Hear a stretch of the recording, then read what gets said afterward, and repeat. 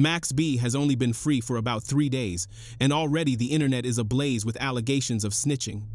These rumors didn't just appear overnight, they were circulating even before his release. However, ever since the news of Max B's homecoming broke, the conversations have exploded, and everyone is intensely trying to determine what is fact and what is pure rumor. Max, what they say? We outside. Let's get it moved. They thought it wouldn't happen. They lied. The devil's a lie. Max B was originally sentenced to 75 years, a term that was somehow reduced to 17 years. This significant reduction is what initially drew intense scrutiny and suspicion. Online commentators quickly argued, there's no way you shave off 58 years without cooperating with someone. This massive reduction is the source of the entire debate. Did Max B cooperate with authorities or not? What further fuels the conversation is that Max B himself hasn't entirely denied the claims. He openly stated, "Man, I did enough time, and if I told a little something, I told it, bro." He then added a direct challenge to his critics. "Anybody who got a problem with me cooperating on things people already know, man, they some haters." This statement is remarkably bold. Have sex with my hot wife all around the world. It's nothing. I'm not worried about this shit, bro.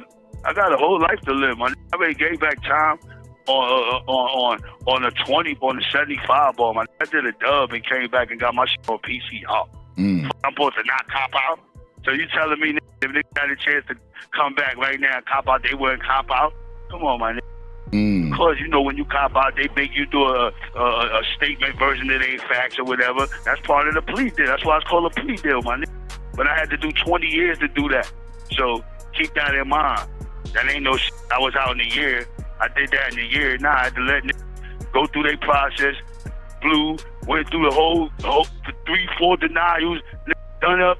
I'm saying, then I found my shit and got relief. So if some niggas want you to ride with them, you know, Misery Love Company, not on my watch. I got shit to do, but we ain't doing that. I can't stay in here with these. I gotta come home and get rich. The incident began when a stripper who was interested in Max B and wanted to impress him contacted him. Knowing Max B's deep involvement in the street lifestyle and his reputation as a smooth talker, she informed him that she had been chilling with these dudes who flashing money. She mentioned that one of the men had shown her a backpack containing $50,000 cash. Upon hearing this, Max B immediately instructed her to arrange another meeting with the men. He explicitly told her, "Link with them again, but when you do, I'm sending my brother to pull up and handle business." Max B's brother subsequently went to the hotel. However, the situation quickly escalated and turned violent. One of the victims reached for a gun, shots were fired, and one man was killed. This tragic outcome resulted in Max B, his brother, and the stripper all being charged with murder conspiracy. Max B's cooperation and the fallout is. Max B's explanation for his actions centers on his 75-year sentence, which was later reduced to 17 years. He reasoned, "Look, I got hit with 75 years. I served my time. 17 years to be exact. My brother tried for appeals. All denied. Believing his brother would never be freed, Max B decided to cooperate, sign off, and tell them what really happened. This action secured his early release. However, Max B's brother was furious, viewing this as snitching while he was still fighting for my life. His brother claimed Max B had just ruined my shot at freedom. Max B defended his decision, stating that since his brother's 4 appeals had failed, he was unlikely to be released anyway, so he would just tell them what happened, own up to it, and walk out after 17 years. Wack 100's accusations and the court documents Mo's. When Max B was released, fellow industry figure Wack 100 vocally criticized his actions. Wack 100 vehemently argued that Max B's cooperation was not a late-stage decision made after 17 years, but rather began before his sentencing. He maintained, even if it's after all that time, telling is still telling. Wack 100's claims were backed by court documents. During Max B's appeal, his lawyer, referring to Max B by his real name, Wingate, argued that the court had imposed an excessive sentence and failed to recognize mitigating factors. Crucially, the lawyer admitted in the court documents that Max B had cooperated with law enforcement. He even helped them locate the woman involved, Conway. The evidence shows that investigators were talking to Max B from the start. The police told him, "Relax, bro. "You're not in trouble," and stated they were just trying to find this woman because they knew she was with the victims that night. Max B provided the police with information about where she stayed, the places she frequented, and who she associated with. This confirmed that Max B cooperated twice. During the initial investigation by helping police locate the woman. Years later, by signing papers to secure his early release, Wack 100 challenged the public, asking, "Why does Max B get a pass? Why aren't y'all calling it what it is just because he's a legend?" This sparked a major online debate, with Wack 100 even discussing the matter on DJ Academic's platform. Been countered. I think we're hearing that Max B's as solid as they come. He did not cooperate, brother. Max B, I sent you all the paperwork. I'm watching the 1090 Jake thing. It said that he No, I don't care about 1090. 1090 is just a regular dude like everybody else. The documents, this is what you're looking for. Actually here. Okay. Let me guide you directly to what you want to read. Okay, give me a paperwork breakdown. I sent you the paperwork. This is going to guide you right to where you want to read. This is one part where he's admitting that due to his cooperation, he should be given leniency. Here, that's what page is other this? Part, that's Max B's paperwork. Okay, yeah, but you sent me a document. What page is on it? I don't look at it. It'll tell you that. You have all the documents. You even have the appeal. There's another part where you'll see Max B told the detectives where the girl involved in the murder robbery, where she works, with strip club, and where is she that lives. Snitching though? I've heard from Hell people. Yeah, that's snitching. See, this is the part. Hold on. If I'm a street dude, let's say me and you are street dudes, and they said, "Do you know where Wack works?" And I said, "I know Wack does podcasts or does interviews with DJ Vlad." Am I snitching? Listen, let's paint the right picture. Academics. Yeah. This lady and this dude was involved in the murder robbery. We know you have some involvement as well. What do you know about them? She works at Scarlet Strip Club and lives at this location. They're letting him know she is an interest. He knows she's of interest because they put the play together. The conversation about Max B's cooperation quickly grew tense. Most people observing this debate are not familiar with the dynamics of the street world. From an average, non-street perspective, a person might logically think, if the police asked me where that woman was and I didn't pull the trigger, I would just tell them her location. For regular individuals, this reasoning makes sense. You may have encouraged a robbery, but you never intended for anyone to be killed. Therefore, being charged with murder conspiracy when the murder wasn't planned seems illogical. However, in the street world, the rules are fundamentally different. There, even saying one word to the police outside of demanding to speak to a lawyer is unequivocally considered snitching. This stark difference in perspective is what makes the entire Max B conversation so complex and divisive. Wack 100's stance and public backlash. Wack 100 remains steadfast in his position, asserting that Max B cooperated in detail and is convinced that he truly did snitch, with no excuses. Given the available paperwork and interviews, this conclusion is difficult to deny. The main reason Wack 100 is facing so much heat, however, is not simply because he called out Max B, but because he has been publicly criticizing multiple figures lately. Many fans are expressing fatigue, essentially saying, "Come on, man. Let us celebrate one rapper coming home without dragging him." While they acknowledge that Wack 100 is likely telling the truth, the prevailing mood is one of frustration. Can't we just enjoy the moment for once? This atmosphere of frustration mixed with facts has split the internet. Deep down, most people recognize that Max B cooperated, but there is a collective reluctance to admit it publicly. The sentiment remains, let us enjoy at least one rapper coming home without all this drama, but Wack 100 is relentlessly refusing to let the matter slide. Anytime you give any information up on anybody else other than yourself, you're telling. And this is why your crowd is not going to understand. Our rules are our rules. We don't give a damn about what the civilians or the L7 thinks. The minute Max B told that detective where that woman lived and where she worked, and they apprehended her, she then told on Pooh Sims, who got 120 to life, and she did like 8 years or so. She went to jail as well. You tell it. And if you read the document, you're going to read. But I heard she told on Max B as well. Listen, it don't matter. He told on her first. Wack 100 remains insistent, declaring, "Let's call it what it is." He attempted to contextualize the situation by comparing it to other publicized cases, noting that Pusha T, G Herbo, and Max B have all been called out for similar actions. Online, fans are pleading, "Can we just have one win?" Despite the controversy, the current generation has become largely desensitized to allegations of cooperation.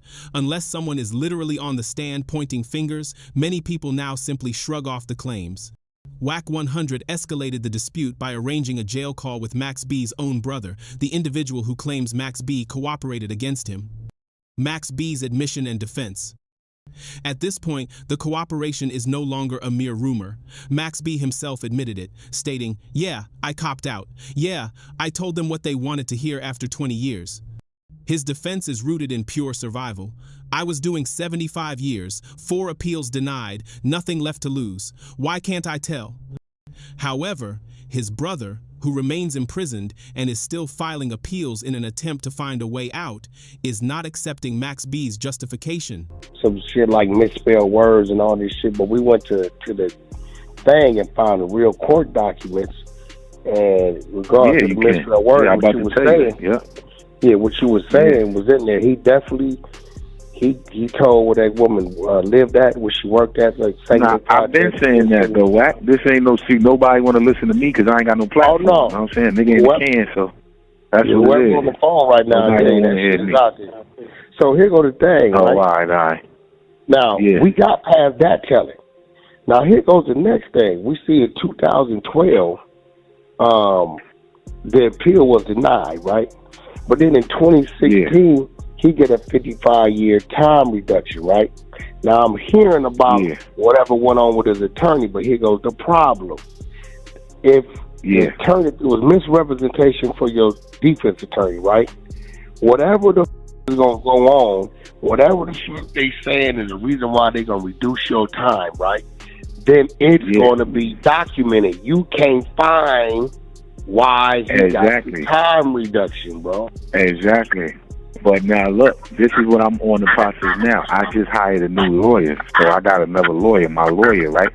But I'm filing an appeal right now that I got going on. So I gotta I'm about to get the paperwork because my lawyer about to get it. But you do know, right? Anytime that you take a sentence, this is anybody that got common knowledge. If you know, was anybody that been in the system. When you take a plea, you got to tell them what you pleaded to. You can't just take no plea and then walk out the courtroom like George Jefferson. It don't work like that. But see what I'm saying? They're not saying he took a plea. He's saying because his attorney got caught doing some things or whatever. Nah, that's not what fuck what he's saying. This my life right here, Wack. I'm telling you what happened. So what happened was his lawyer was his rap lawyer at the same time, right? So what he's saying is his argument was, okay, being that my lawyer was my criminal lawyer and my rap lawyer, he never told me about no deal. Had he told me about his deal, I would have took the deal. So now the court was saying, okay, this is a conflict of interest, right? So being that this is a conflict of interest, what they did was, supposedly what they supposed to do was, okay, we'll offer you the deal, right? Because they didn't want to overturn the whole case. So we'll offer you a deal, which was 20 years. But now, in the midst of taking this 20 years, you still have to give a factual basis for your plea. You can't just take the 20 years and that's it. It don't work like that. In no court system in America. You got to explain to them why you taking this 20 years and what was your part in taking this 20 years. See what I'm saying? So he got to give something up. And subsequent statements have destroyed his own chances at freedom. The situation has bitterly divided the streets, a battle of loyalty versus logic, and family versus freedom. The jail call between Wack 100 and Max B's brother dramatically intensified the conversation. Max B's brother was highly emotional, lamenting, "Man, he ain't just tell. He told on me. You could hear the pain of a man who served 20 years, only to watch his own blood walk free while he remains incarcerated. Under Wack 100's questioning, the brother claimed that after Max B signed the cooperation papers, the district attorney's office used that information against him in later appeals, essentially sealing his fate. His fury is rooted in the belief that Max B didn't just save himself, he buried me too. This specific claim sent shockwaves across the internet. Meanwhile, fans are divided. Some argue Max B did what he had to do after serving nearly 2 decades. Others contend that giving information that harms a family member's case is straight betrayal. Max B's silence and Wack 100's persistence. Max B's camp has maintained complete silence, offering no statements, interviews, or clarification. However, the facts, the paperwork, court filings, and Max B's own admissions are unambiguous. The timeline clearly shows cooperation, confession, and early release. Wack 100 is aggressively campaigning against the narrative, stating, "Don't let fame rewrite reality." He is calling out the industry for turning a blind eye to protect Max B's image simply because they favor him, highlighting a perceived double standard that has riled up the streets. The story escalates. The entire situation is spinning out of control, with blogs, podcasts, and channels dissecting every word. Wack 100 is doubling down, affirming, "Ain't no confusion. The man cooperated. Period." And reminding everyone that the paperwork came straight from official court filings, not rumors. Despite this, fans remain split. Some insist Max B did his time. Let that man breathe, while others argue freedom bought with betrayal don't count. Insiders suggest Max B is focused on music, rebuilding his life, and plotting a comeback. Yet, the controversy will not dissipate. The same streets that once crowned him the wave god are now scrutinizing his return. The strategic silence. The conflict between old-school street values and modern-day fame could not be louder, exposing a cultural shift in how loyalty is defined. The core question is, has survival replaced silence? One thing is certain, Max B's freedom came with a heavy price. This is arguably one of the clearest cases of cooperation the rap game has ever seen, but Max B is currently playing it smart. He knows that the moment he breaks his strategic silence, the whole controversy will reignite, providing Wack 100 with ammunition. By staying quiet and low-key, he is currently winning the optics game. He is choosing to move like the Harlem general he is, prioritizing peace of mind over a clapback.